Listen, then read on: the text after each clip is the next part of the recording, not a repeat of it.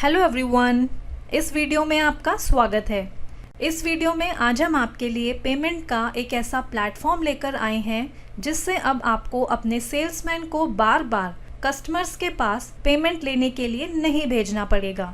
आज के समय में देश दुनिया में फैले कोरोना वायरस के चलते आजकल सोशल डिस्टेंसिंग की बात हो रही है और सोशल डिस्टेंसिंग के लिए इसलिए कहा जा रहा है ताकि तेजी से फैले इस संक्रमण पर रोक लगाई जा सके। और हो सकता है कि आपको इसे अगले 1 साल तक मेंटेन करना पड़े, पर इसी बीच आपको अपने सेल्समैन को पेमेंट कलेक्ट करने के लिए भी पार्टीज के पास भेजना पड़ता है और साथ ही उनके आने जाने का एक्सपेंस भी मैनेज करना पड़ता है। तो इसके लिए आप ऐसा जरिया ढूंढेंगे जिससे आप अपनी दुकान पर बैठे ही पेमेंट रिसीव कर सकें। और हो सकता है आप इसके लिए डिजिटल पेमेंट का यूज़ करें। और डिजिटल पेमेंट में यूपीआई जो है एक बहुत अच्छा सॉल्यूशन है जिसमें आपकी पेमेंट डायरेक्ट आ सकती है और डिजिटली पेमेंट जो है वो आपको कोई भी कर सकता है। लेकिन अगर आप एक डिस्ट्रीब्यूटर हैं और आप 200 बिल बनाते हैं और अगर आपको 150 लोगों ने डिजिटल पेमेंट कर दी तो आपको पता ही नहीं चलेगा कि आपको किस कस्टमर की पेमेंट आई है। और इसी तरह अगर किसी कस्टमर ने आपको एनईएफटी कर दिया या यूपीआई से पेमेंट कर दी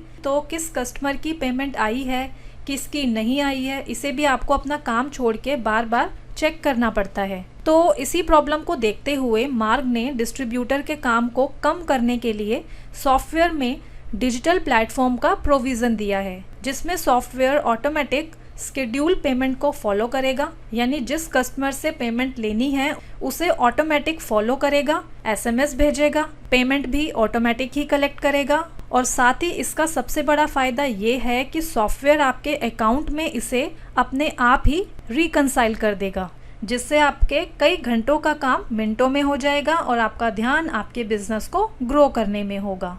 तो आइए अब सॉफ्टवेयर में इसका प्रोसेस देख लेते हैं।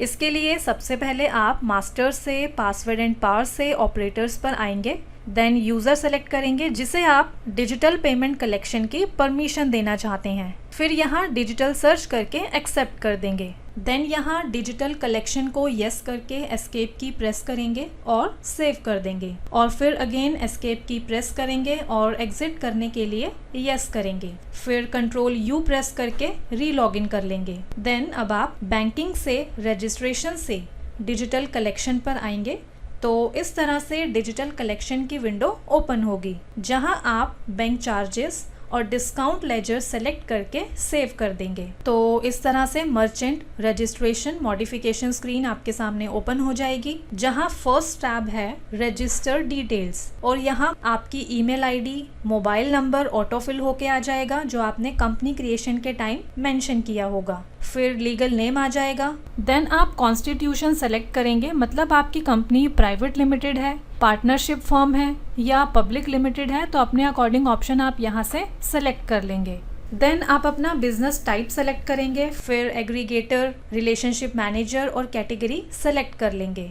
नेक्स्ट टैब है बिजनेस डिटेल्स। यहाँ आप अपना पैन CIN फिल करेंगे और ध्यान देंगे कि अगर आप प्रोप्राइटर हैं तो आपको पैन फिल करना मैंडेटरी है और अगर प्राइवेट लिमिटेड है तो तब आपको CIN और पैन दोनों ही फिल करना मैंडेटरी है। इसके बाद GST number, website, address autofill होके आ जाएगा जो आपने कंपनी क्रिएशन के टाइम मेंशन किया होगा। देन यहाँ आप अपना सिटी, स्टेट और पिन कोड मेंशन कर देंगे। इसके बाद फिर नेक्स्ट टैब है बैंक डिटेल्स। यहाँ सेलेक्ट बैंक से आप अपना बैंक सेलेक्ट करेंगे और जो भी बैंक आप सेलेक्ट करेंगे उस बैंक के बिहाफ पर आपका bank name, account holder name, account number और IFSC कोड शो हो जाएगा। और ध्यान देंगे कि ये डिटेल आपको तभी शो होगी अगर आपने बैंक डिटेल्स में इन्हें फीड किया होगा। फिर नेक्स्ट टैब है डॉक्यूमेंट्स और यहाँ आप ब्राउज पर क्लिक करके अपने डॉक्यूमेंट्स अटैच करेंगे और ध्यान देंगे कि आपके डॉक्यूमेंट का साइज़ 500 KB से कम होना चाहिए। अगर सपोज़ आपके डॉक्यूमेंट का साइज़ 500 KB से अबव होता है, जैसे कि हम यहाँ इस पिक्चर को सेलेक्ट करके अटैच करते हैं, तो आपको इस तरह का अलर्ट शो होगा कि इस फाइल का साइज़ 500 KB से अबव है। आप इस इमेज को रीसाइज करना चाहते हैं तो हम यहाँ यस करते हैं। तो इस तरह से इमेज को कंप्रेस करने के लिए इमेज एडिट टूल की विंडो ओपन हो जाएगी और यहाँ आप इस इमेज की विड्थ एंड हाइट मेंशन करके अप्लाई कर देंगे और फिर डन कर देंगे और आप देखेंगे कि अब यहाँ इमेज अटैच हो गई है। तो इस तरीके से आप अपने डॉक्यूमेंट्स अटैच कर लेंगे। और इस तरह सारी डिटेल्स फिल होने के बाद टर्म्स एंड कंडीशंस पर क्लिक करेंगे। Then I agree to terms and conditions पर क्लिक करके रजिस्टर कर देंगे। रजिस्टर करते ही सॉफ्टवेयर आपसे पूछेगा कि आप इस इंफॉर्मेशन को सेव करना चाहते हैं, तो हम यहाँ यस करते हैं। फिर आपके सामने अलर्ट मैसेज शो होगा कि आप एज अ मर्चेंट रजिस्टर करना चाहते हैं, तो हम यहाँ पर भी यस करते हैं। देन आपको आपकी रजिस्टर्ड ईमेल आईडी और रजिस्टर्ड मोबाइल नंबर पर ओटीपी रिसीव होगा। फिर जो ओटीपी आपको ईमेल और मोबाइल पर रिसीव हुआ है उसे आप यहाँ फिल करके वेरीफाई करेंगे और सबमिट कर देंगे। और फर्स्ट टाइम जब आप रजिस्टर करते हैं तो आपको यहाँ स्टेटस पेंडिंग शो होता है और यहाँ पर आपको अप्रूव तब शो होगा जब आपकी डिटेल्स मार्क फिनटेक से वेरीफाई हो जाएंगी। यानी कि जब आप यहाँ रजिस्टर करते हैं तो आपकी डिटेल्स वेरीफाई होने के लिए मार्क फिनटेक के पास आएंगी और जैसे ही डिटेल्स वेरीफाई हो जाएंगी तो यहाँ पर आपको शो हो जाएगा रजिस्ट्रेशन स्टेटस अप्रूव्ड। और अब रजिस्ट्रेशन सक्सेसफुली वेरीफाई होने के बाद आपको यहाँ मर्चेंट आईडी मिलती है और इसका मतलब है कि अगर आप मर्चेंट डिटेल्स किसी दूसरे सिस्टम पर एक्सेस करना चाहते हैं तो आप इस मर्चेंट आईडी के बेसिस पर एक्सेस कर सकते हैं। जैसे अगर आप इस कंपनी का बैकअप ले लेते हैं और किसी अदर सिस्टम पर बैकअप रीस्टोर करते हैं तो मर्चेंट डिटेल्स को एक्सेस करने के लिए सिंपली आप यहाँ एग्जिस्टिंग यूजर पर क्लिक करेंगे और अपनी मर्चेंट आईडी मेंशन कर देंगे। इसके बाद आपको यहाँ पर बटन दिया है refresh all data on server. इसका मतलब है कि अगर यहाँ पार्टी डिटेल्स में कोई चेंजेस होते हैं या आउटस्टैंडिंग चेंज होती है, यानी कि सॉफ्टवेयर डेटा में आप कोई भी चेंजेस करते हैं, तो उसके बाद सिंपली आप यहाँ refresh all data on server पर क्लिक कर देंगे तो आपका डेटा सर्वर पर अपलोड हो जाएगा। तो फिलहाल अभी हम यहाँ कैंसिल पर क्लिक करके इस विंडो से बाहर आते हैं। इसके बाद अब आप डिजिटल कलेक्शन से मार्क पे आईडी पर आएंगे तो यहाँ आपको वो पार्टीज शो हो जाएंगी जिनसे आपको पेमेंट लेनी है। और अब अगर आप यहाँ अपनी सारी पार्टीज में एक साथ उनके मोबाइल नंबर और ईमेल आईडी मेंशन करना चाहते हैं तो सिंपली बल्क अपडेट के लिए आप यहाँ F11 की प्रेस करेंगे और फिर यहाँ बल्क अपडेट मार्क पे आईडी टाइप कर देंगे और आप देखेंगे कि एक साथ सभी पार्टीज के सामने उनके मोबाइल नंबर और ईमेल आईडी शो हो गए हैं। और आप यहाँ पर ये ध्यान देंगे कि जिन पार्टीज के लेजर में उनके मोबाइल नंबर और ईमेल आईडीज मेंशन्ड हैं, सॉफ्टवेयर उन्हीं पार्टीज के मोबाइल नंबर और ईमेल आईडीज यहाँ अपडेट करेगा। तो इस तरह से यहाँ आपको आपके हर कस्टमर का यूनिक आईडी मिल जाएगा और जब कस्टमर इस यूनिक आईडी से पेमेंट करेंगे तो आपको पता चल जाएगा कि आपको किस कस्टमर की पेमेंट रिसीव हुई है। इसके बाद मार्क ने आपको बिलिंग के टाइम पर यह प्रोविज़न दिया है कि आप बिल जनरेशन के टाइम पर कस्टमर से SMS, QR कोड और ईमेल के थ्रू भी पेमेंट रिसीव कर सकते हैं। तो आइए अब इसका प्रोसेस देख लेते हैं। इसके लिए सबसे पहले आप ट्रांजैक्शन से सेल एंड देन बिल पर आएंगे, फिर लेजर सेलेक्ट करेंगे, देन आइटम सेलेक्ट कर लेंगे। इसके बाद आप देखेंगे यहाँ नीचे आपको रुपीस का आइकन दिया है, इस पर क्लिक करेंगे तो इस तरीके से आपके सामने मार्क पे की विंडो ओपन हो जाएगी जहां आपको बिल की वैल्यू शो हो रही है। अब सपोज अगर ये कस्टमर आपको कैश में पेमेंट करता है तो आप यहाँ कैश पे में अमाउंट मेंशन कर देंगे और इसके अलावा आप कस्टमर से बिलिंग के टाइम पर SMS, QR कोड और ईमेल के थ्रू भी पेमेंट रिसीव कर सकते हैं। जैसे अगर आप यहाँ SMS पर क्लिक करते हैं तो इस पार्टी के पास इस तरह से SMS के थ्रू मार्क पे का लिंक सेंड हो जाएगा और अब जब कस्टमर सिंपली इस लिंक पर क्लिक करेंगे तो इस तरह से डायरेक्टली मार्क पे का पेमेंट पेज ओपन हो जाएगा जहां से वो आसानी से पेमेंट कर पाएंगे। और यहाँ पर जो है डिफरेंट पेमेंट मोड्स दिए हुए हैं। सिंपली यहाँ कस्टमर सेलेक्ट कर सकते हैं कि वो किस मोड में पेमेंट करना चाहते हैं। लाइक यहाँ UPI सेलेक्ट करते हैं और अब यहाँ UPI मेंशन करके सिंपली यहाँ से पे नाउ पर क्लिक कर देंगे। जैसे ही पे नाउ पर क्लिक करेंगे और जैसे अगर आपने पेटीएम की UPI मेंशन की है तो आपको पेटीएम पर नोटिफिकेशन रिसीव हो जाएगा कि इतना अमाउंट पे करना है। और इसी तरह आप कस्टमर से QR कोड, ईमेल और बोथ यानी कि SMS और ईमेल के थ्रू भी आसानी से पेमेंट रिसीव कर सकते हैं। इसके बाद आइए अब देखते हैं कि रिटेलर किस तरह डायरेक्टली मार्क पे पैनल से पेमेंट करेंगे। इसके लिए सबसे पहले रिटेलर www.markpay.com पर आएंगे, लॉगिन करेंगे। अगर रिटेलर फर्स्ट टाइम मार्क पे पर रजिस्टर कर रहे हैं तो साइन अप पर क्लिक करके रजिस्टर कर लेंगे और अगर पहले से ही अकाउंट क्रिएट कर चुके हैं तो सिंपली यहाँ अपना ईमेल आईडी और पासवर्ड एंटर करके लॉगिन कर देंगे। और अब जैसे कि आप देखेंगे कि यहाँ आपको आउटस्टैंडिंग लिस्ट शो हो रही है कि किस रिटेलर की इन डिस्ट्रीब्यूटर्स के पास आउटस्टैंडिंग है। और अब जैसे अगर रिटेलर को आउटस्टैंडिंग पे करनी है तो सिंपली पे पर क्लिक करेंगे। यहाँ आपको इनवॉइस डिटेल शो हो जाएंगी कि किस बिल का कितना इनवॉइस अमाउंट है, कितना अमाउंट रिसीव हुआ है और कितना बैलेंस अमाउंट है। और अब आप जिस बिल की पेमेंट करना चाहते हैं सिंपली उस इनवॉइस के कॉरस्पॉन्डिंग चेक बॉक्स में क्लिक कर देंगे। और अगर आप यहाँ चाहें तो आप एक बार में मल्टीपल बिल्स को भी सेलेक्ट करके उनकी पेमेंट कर सकते हैं और फिर पे नाउ पर क्लिक कर देंगे।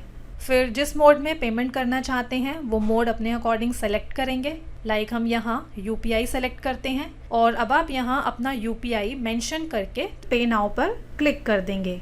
जैसे ही पे नाउ पर क्लिक करेंगे और जैसे अगर आपने पेटीएम की UPI मेंशन की है तो आपको पेटीएम पर नोटिफिकेशन रिसीव हो जाएगा कि इतना अमाउंट पे करना है। तो इस तरह से रिटेलर मार्क पे के थ्रू आसानी से पेमेंट कर पाएंगे।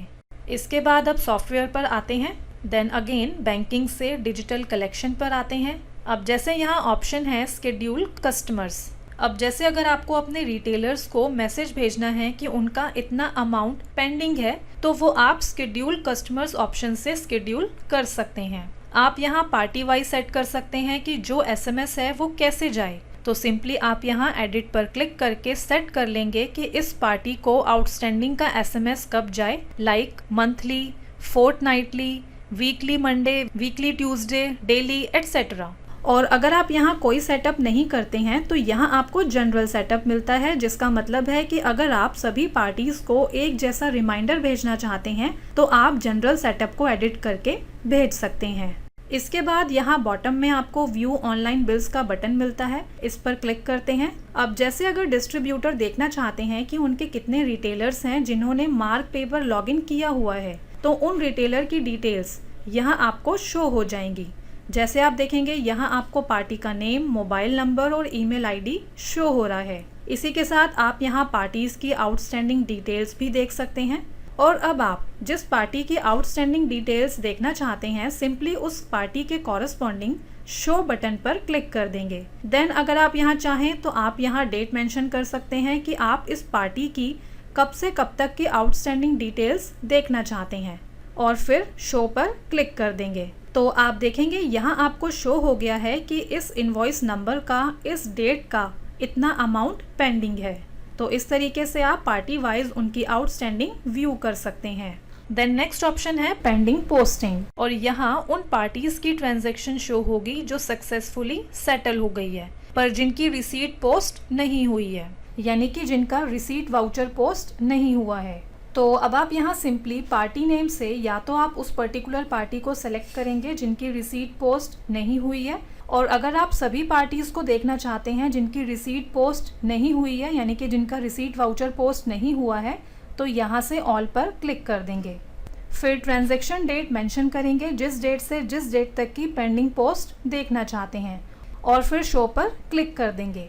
तो इस तरह से आपको वो पार्टी शो हो जाएगी जिनकी रिसीट पोस्ट नहीं हुई है। और इसी के साथ राइट साइड में आपको पार्टी की transaction ID, transaction amount, transaction date, settlement amount, settlement date, ये सारी डिटेल्स शो हो जाएंगी। तो अब अगर आप इसका रिसीट वाउचर पोस्ट करना चाहते हैं तो सिंपली आप पोस्ट बटन पर क्लिक कर देंगे तो सॉफ्टवेयर ऑटोमेटिकली इसकी रिसीट एंट्री कर देगा और साथ ही आउटस्टैंडिंग अमाउंट के साथ इसे सेटल कर देगा। तो अब देखिए यहाँ पर आपको अलर्ट शो हो गया है कि इसका रिसीट वाउचर सक्सेसफुली पोस्ट हो गया है। और इसके बाद फिर नेक्स्ट ऑप्शन है पेंडिंग सेटलमेंट। अब जैसे डिस्ट्रीब्यूटर को ये चेक करना है कि ऐसी कितनी ट्रांजैक्शंस हैं जो अभी सेटल नहीं हुई है। अगर आप पर्टिकुलर पार्टी की पेंडिंग सेटलमेंट चेक करना चाहते हैं तो यहाँ से उस पार्टी को सेलेक्ट कर लेंगे, और अगर सभी पार्टीज की सेटलमेंट चेक करना चाहते हैं तो ऑल सेलेक्ट कर लेंगे। फिर ट्रांजैक्शन डेट मेंशन करेंगे जिस डेट से जिस डेट तक की आप पेंडिंग सेटलमेंट देखना चाहते हैं और फिर शो पर क्लिक कर देंगे। तो इस तरह से यहाँ शो हो जाएगा कि इन पार्टीज की ट्रांजैक्शंस पेंडिंग है और जो भी पार्टी सेलेक्ट होगी राइट साइड में उसकी transaction ID, transaction amount, transaction date etcetera show हो जाएगा। फिर इसके बाद नेक्स्ट ऑप्शन है ट्रांजैक्शन इंक्वायरी, और यहाँ आप पार्टीज की ट्रांजैक्शन का स्टेटस चेक कर सकते हैं। अगर सभी पार्टीज की ट्रांजैक्शन का स्टेटस देखना चाहते हैं तो ऑल सेलेक्ट करेंगे, और अगर किसी पर्टिकुलर पार्टी की ट्रांजैक्शन देखना चाहते हैं तो उस पार्टी को सेलेक्ट कर लेंगे। फिर डेट मेंशन करेंगे कि किस डेट से किस डेट तक की ट्रांजैक्शन इंक्वायरी करना चाहते हैं। देन ट्रांजैक्शन स्टेटस से सेलेक्ट करेंगे कि आप सक्सेस ट्रांजैक्शन का स्टेटस देखना चाहते हैं या फेल्ड का या फिर ऑल। तो अपने अकॉर्डिंग आप यहाँ ऑप्शन सेलेक्ट कर लेंगे और फिर चेक लॉग पर क्लिक कर देंगे। तो इस तरह से फिर आपको यहाँ ट्रांजैक्शन का स्टेटस शो हो जाएगा। इसके बाद अब नेक्स्ट ऑप्शन है अपडेट सर्वर। अब जैसे आपने बिल बनाया या आउटस्टैंडिंग में कोई चेंज किया और अगर उसका इफेक्ट रिटेलर की आउटस्टैंडिंग पर भी आ रहा है कि उसकी बिल की वैल्यू कम हो गई है या बढ़ गई है, तो जब आप अपडेट सर्वर पर क्लिक करते हैं तो जितनी भी आउटस्टैंडिंग होगी वो रिटेलर के मार्क पे पैनल पर अपडेट हो जाएगी, यानी कि उसे शो हो जाएगी। तो इस तरह से फ्रेंड्स आपने देखा कि मार्क पे से कितनी आसानी से रिटेलर्स अपने डिस्ट्रीब्यूटर्स को पेमेंट कर सकते हैं, और डिस्ट्रीब्यूटर के लिए भी ये जानना आसान हो गया कि कौन सी पेमेंट किस पार्टी से आई है। धन्यवाद।